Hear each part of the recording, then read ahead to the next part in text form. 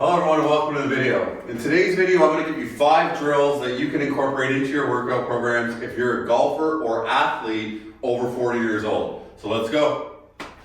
Okay, for the first drill we're going to do a split squat variation. So why I like split squats rather than like a regular 2-footed or 2-legged squat or a bilateral squat is because it challenges each leg independently. So we're going to get a resistance band and we're going to have this coming out to the side of us. We're going to get in our normal split stance, like I was doing a regular split squat. I want to have, when I'm at the bottom, my knees over my foot and my other knee under my hip. I'm going to keep this band out and my arms extended. So I'm going to perform this at a 2-second on the way down. So 1, 2, hold, drive back up. 1, 2, hold, drive back up. Inhale on the way down. Exhale on the way up. So I would perform this for around 8 to 10 repetitions on each side. You can see I'm under control and I'm using my torso to keep active and keep this resistance band in front of me as I lower up and down. Okay? So that's the first drill. You would obviously do that on each side. So the first drill was a squat pattern. Now the second drill we're going to do is more of like a deadlift or a lifting pattern and a pulling pattern combined. So we're going to use a kettlebell.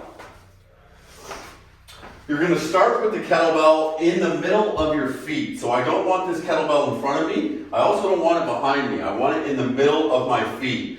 Now I'm going to hinge. I'm not going to squat. I'm going to hinge to go down and grab that kettlebell. So I hinge.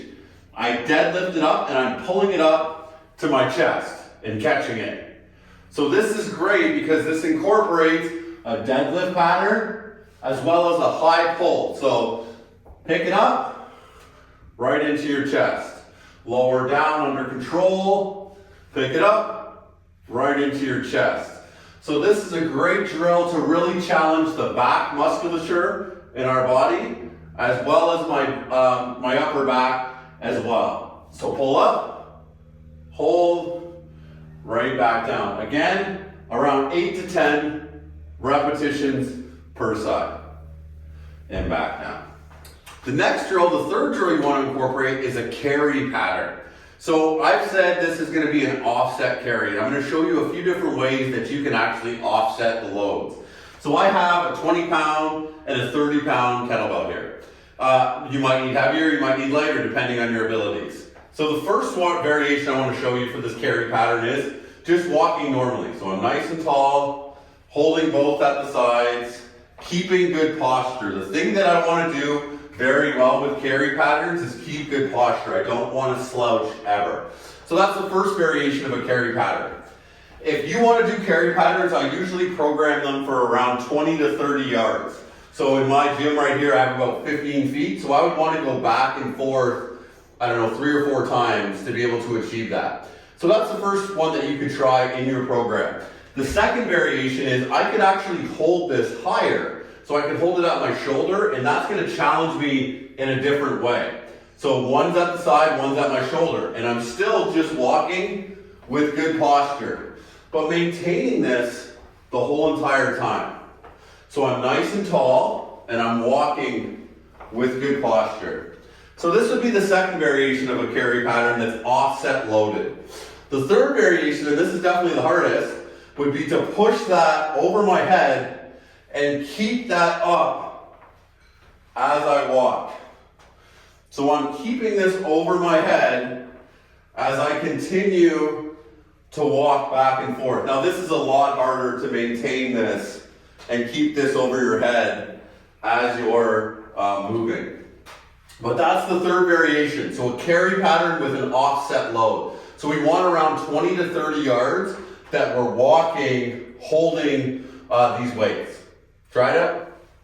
The fourth drill I want to do is for your upper body and for your torso. So this is a plank variation. So there's lots of different ways we can get into a plank. We can be on a plank in our elbows, we can be on our hands. The version I want to use is a high plank version, so we're actually going to be on our hands. So you're basically getting into a push-up position.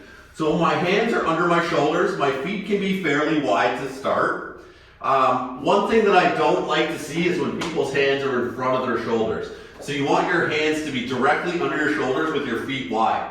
Now, I'm going to touch my shoulders, but I'm not letting my hips go side to side. So I want to do 10 reps per side, slowly lifting my hands and controlling my pelvis and my core. So you might have a little bit of shift, but I really want to emphasize that there's no motion at my hips when I'm lifting up my hands back and forth. The slower you move your hands, the harder the motion. Another way to make it harder is to bring your feet together.